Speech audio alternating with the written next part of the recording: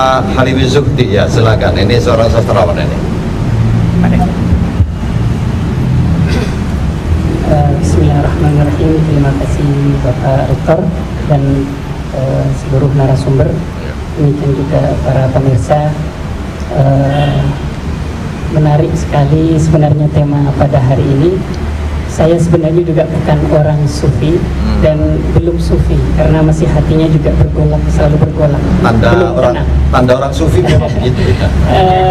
Tapi yang menarik sebenarnya pelajaran itu, meskipun pertama kita tidak ambil dari Al-Quran, kita sudah sering mendapatkan, misalkan tinggal kita bagaimana berusaha. Yang pertama, ketika kita ada di lautan, kadang lautan itu mendepak, menghantam luar biasa dengan gelombangnya yang dahsyat. Sebenarnya buat orang itu malah asyik. Kenapa? Bagi orang yang surfing, maka ketika gelombang dahsyat, maka surfing harus pintar surfing. Saya kira tepuk tangan ini ya. Kedua, ada balah orang sedih ketika tidak ada gelombang. Kemudian ada gelombang yang datar sekali, maka itu paling disenangi oleh anak-anak untuk berenang. Tapi ada yang tidak bergelombang dan juga tidak tenang tapi dalam, dan itu paling disenangi oleh siapa? Orang yang pintar tenggelam, artinya orang yang mencari mutiara. Maka pada hakikatnya kehidupan ini sebenarnya sama saja, antara gelombang yang dahsyat, antara yang tenang dan dalam sama saja. Ada orang misalkan tadi yang disampaikan Kiai Badruddin, orang ketika ada di perahu besar takut. Pada hakikatnya tidak boleh takut meskipun dimanapun, karena dia pada hakikatnya Allah ketika ditempatkan, maka rahmatullahi wasi'ah, rahmat Allah itu luar biasa yang sangat luas sekali. Ketika dia kemudian dihempas tadi gelombang, kemudian dia terjatuh, seharusnya dia tersenyum dari kapal yang luar biasa itu. Kenapa tersenyum? Karena dia masih diberikan oleh Allah kemampuan untuk berenang. Loh, terus kalau tidak diberikan kemampuan untuk berenang, maka kemudian dia tenggelam. Maka seharusnya bersyukur ketika tenggelam, karena nanti akan menemukan mutiara yang luar biasa. Bapak Ibu sekalian, marilah kita bersyukur adanya COVID-19 ini ya, karena ini adalah gelombang besar yang kemudian menjadikan kita survive ya. Survive. Inilah pandangan seorang sufi betul. Ya. Kemudian, Ustaz, kalau mati itulah mati syahid. Artinya tidak ada yang jelek bagi seorang mukmin, maka ada kana adzaban yab'athuhu Allahu ala man yasha wa ja'alahu rahmatan lil mu'minin. Maka semuanya menjadi rahmat. Tidak ada sesuatu yang kemudian tidak baik bagi seorang mukmin. Apapun yang terjadi. Itu yang pertama. Terus yang kedua, kenapa kemudian COVID ini menyerang kita? Maka bagi seorang mukmin, dia menjadi sebuah kegembiraan yang luar biasa dalam tanda kutip. Tetapi juga menjadi renungan, kata Bapak Dokter tadi, yang luar biasa. Siapa yang paling kuat misalkan? Kemudian ada yang bilang, saya api. Wah, tak mungkin. Kenapa? Karena api bisa dipadamkan oleh air. Kemudian bilang, siapa yang punya api? Matahari. Loh, kok bisa? Iya, karena pada hakikatnya matahari itu dia paling mempunyai api, tapi matahari tidak pernah menggunakan apinya. Dia menggunakan sinarnya untuk orang. Maka orang yang baik itu siapa? Orang yang khairunas anfa'um linnas. Ada orang kaya tapi tidak memberikan manfaat kepada orang lain. Ada orang alim tapi tidak memberikan manfaat kealimannya. Itu sebenarnya alim tok, kaya tok.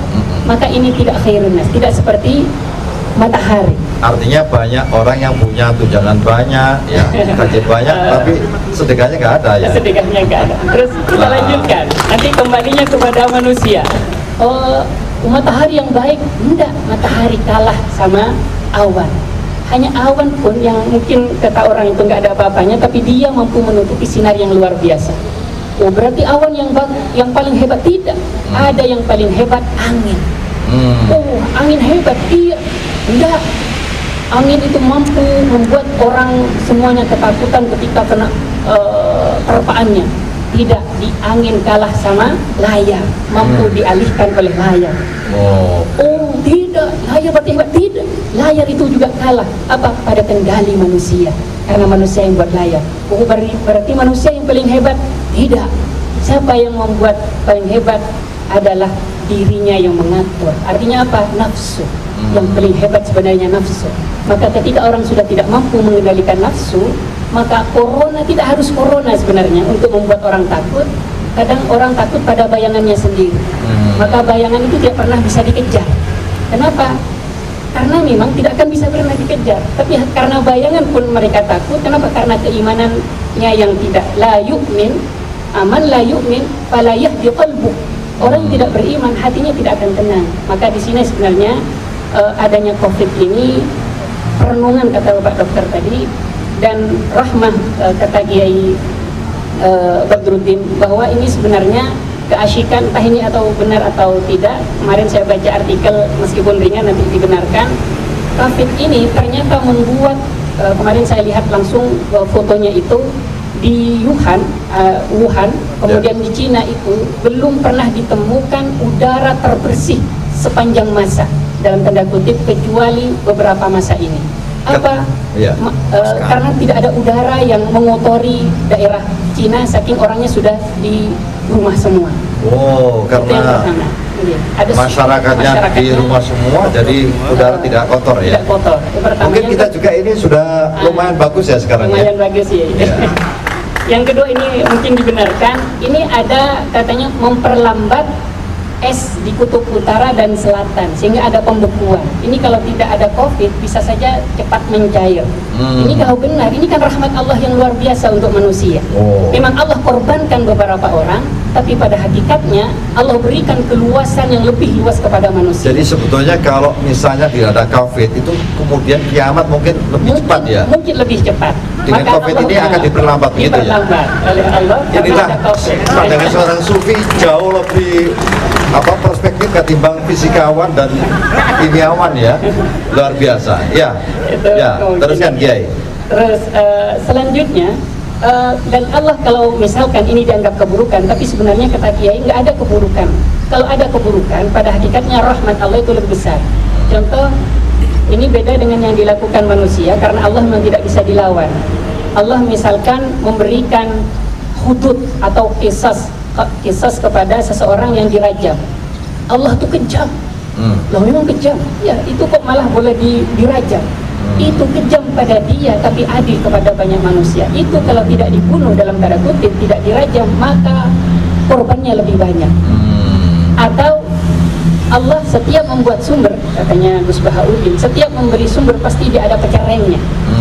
Dan kalau Allah membuat pecareng, itu luar biasa, dikasih uket-uket. Uket-uket ini kemudian memberi manfaat kepada orang banyak. Apa? Kepada orang banyak sehingga ada obat uket-uket. Dan memberikan pabrik uket-uket terbesar di dunia misalnya. Membuat karyawan luar biasa. Yang buruk pun Allah berikan keluar biasaan. Atau Allah berikan kutu. Kok aneh Allah berikan kutu, nggak kasihan sama manusia. Oh, kata siapa? Ada artis gara-gara kutu. Produk kutu misalkan. Produk kutu, sehingga ada artis sampo. Itu berapa ribu karyawan gara-gara kutu. Artinya Allah itu luar biasa, tapi jangan dilawan manusia. Kalau manusia buat keburukan, buruk benar. Beda dengan Allah, kalau membuat keburukan pada hakikatnya ada tujuan Allah yang lebih luar biasa, tetap untuk rahmat. Jadi Allah membuat setan pun untuk kebaikan sebetulnya. Untuk kebaikan. Jadi kalau begitu setan perlu dipelihara ya? Penyeimbang. Maka tidak dipelihara sebenarnya. Penyeimbang. Nah, karena setan ternyata itu lebih alim dari mungkin kita, karena katanya 70 tahun di surga. Jadi maksudnya COVID ini harus diupayakan agar hilang juga ya, harus hilang.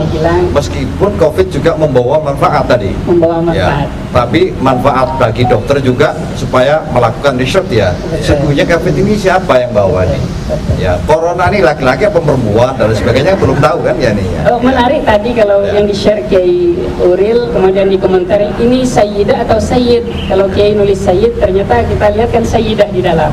Mungkin bainahuma. Berarti banci. Terima kasih Pak Kiai. Ini saya lanjutkan ke